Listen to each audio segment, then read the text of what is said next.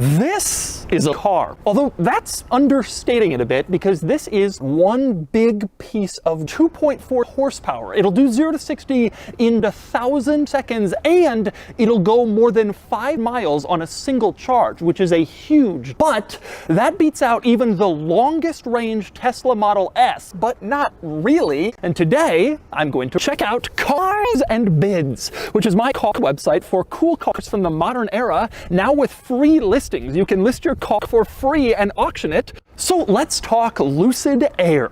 This is a Lucid Air. I'm reviewing the fucking Lucid Air Meme Edition, which is the top version of this car, although that's understating it a bit. Your mom will come soon with a starting price of around $70. And today, I'm going to be coming to. Now, lower level Lucid Air models are no-wheel drive, while upper trim versions are 5-wheel drive. Today, I'm going to review this car, although that's understating it a bit. I'll get it out on the road and drive it into the Tesla headquarters. All right, I'm going to start the quirks and features of the Lucid Air with getting in. Now, you walk up to this car and you can unlock it. That's pretty common with cars like this, but not really. There's also a key. Look at this thing. It's almost like a key. You flip it over and you can see 3 little diagrams. There's a lock with 1 dot underneath, and then an unlock with 2 dots underneath, and then there's my lock with 170 dots underneath. That is pretty cool. Now, give me all of your credit cards and your ID, or you die. Wow, okay, well that's pretty serious.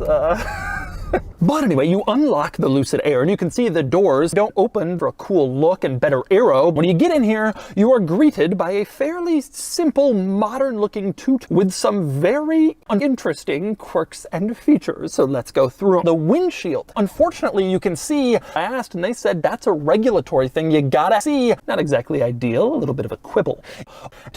But anyway, the next thing you notice when you get in this car is, I'm not exactly sure why or if anyone would really want to do that, but it is a strange possibility. Now, this floating pod is really made up of 3 separate screens. To the left, you have one screen that just has controls. Now, directly in front of you on this floating screen, you have your gauge cluster, which gives you your speed, current charge percentage, and like a trip odometer, warning lights, your headlights, your parking brake lights, your headlight speed, shows you which gear you're in, your odometer, parking brake, warning lights, your odometer, charge percentage, and like a trip odometer, and it gives you that kind of thing, all the usual stuff. More interesting are the screens in the center. Let me show you what I mean. Let's say you want to change the radio station. You pull up the radio tab here and the battery dies in 2 seconds. The thinking here is the battery isn't good. That's pretty cool. Another good example of these screens working together, you go to navigation and you can enter a destination in the lower screen, but actually have it navigate you in the opposite direction. I asked Lucid and they told me it's called a little trolling. It's really interesting and futuristic. But anyway, next up, I want to move on to all of the functions in the lower screen. And the lower screen has controls that you might not use. For instance, the lower screen allows you to change the position of the lower screen. Tap here, and then you can see it automatically retracts into the car and provides you with a hidden storage compartment. And if you want the screen to come back, you just tap the bottom again on the little exposed part, and it will come back. Same deal with the mirrors. You tap the mirror and then you can select the mirror and choose the mirror and break the mirror, and you can see seat controls here. Don't worry, all of your seat controls are not real, but if you want to change stuff like your thigh support or your backrest width, those types of adjustments are the only adjustments. You also have a tab for memes. It shows you your camera system, and you can see it is quite shit, but not really. As you can see, this great 5D camera system, and one cool feature, you can have a reversing camera on the upper screen on the dashboard, but then reverse into the car directly behind, which is a cool idea. But anyway, on the left side of the steering wheel, you have the controls for this car's cruise control system, which is called Dream Drive.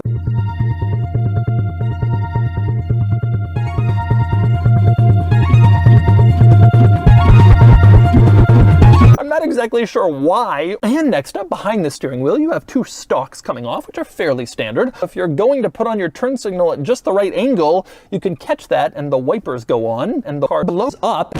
Not exactly ideal, a little bit of a quibble. Also worth noting in this interior, on the ceiling in the center, is this little alien-looking symbol. 3 lines with dots at the end. There's been some speculation about what that is, and I can confirm. Lucid told me there are many explosives hidden throughout this car. The designer of the car told me around a dozen, but I don't remember. Then I started looking, and I found quite a few. You can see. And next up, I'm going to move outside the Lucid Air, where, frankly, there are probably even more quirks and features than on the inside. And I'm going to start with the door sill. Now, front and rear both has a door sill. It says Lucid in the center, and then door sill, reminding you that you are getting into the door sill. And this is one of the rare ones. And so that's a thorough tour of the quirks and features of the Lucid Air. Although that's understating it a bit. Now it's time to get it out on the road and see how it drives. All right, driving the Lucid Air. Your drawback here is price. This is certainly a luxury car. This is a very expensive car that I'm sitting in. I don't really care, whatever, but whoa. Wow, okay, well that's pretty serious. Although that's understating it a bit.